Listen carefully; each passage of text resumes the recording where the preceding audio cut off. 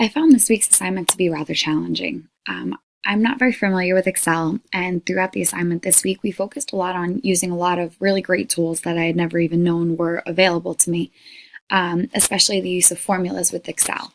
So, some of the many different tools that we were able to see. So, if you look at our functions, we have various functions that we're able to use in terms of financials, such as payment plans. We can look to see if something is logical. Will it make sense? Is it a viable option?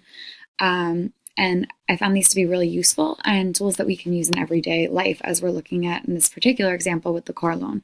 So, um, throughout this activity, what we had to do was first calculate the down payment. So we have the cost of the car. We know that we're going to put a 5% down payment down. So that was the first formula we had to calculate.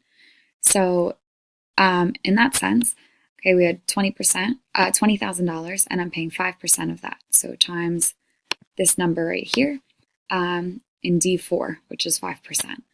It was important to make sure that in this formula calculation, we make this an absolute value, so that it does not change as we carry it through the rest. It'll be 5% in each of these scenarios. So if we're looking to get a $25,000 car, it'll still be 5% of that value. Next, we then had to calculate our monthly payment. So again, if we look over here, we have our financial formulas. We went down to payment.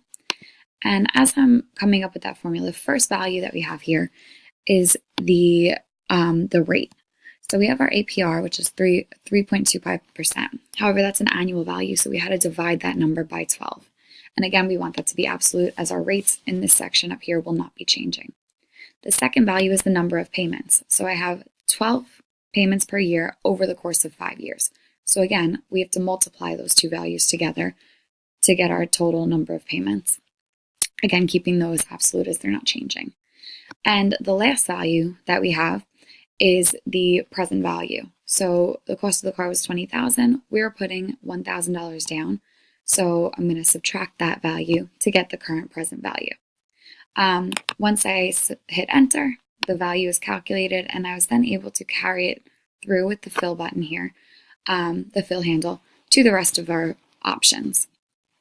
Lastly, the last tool that we used in this case was the viability, in which we were using an if function to determine if it was logical or not.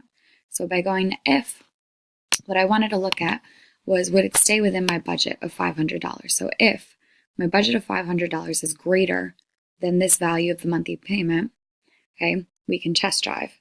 If it is not, NA, it's not an option. So again, by selecting enter, we were able to calculate those values there.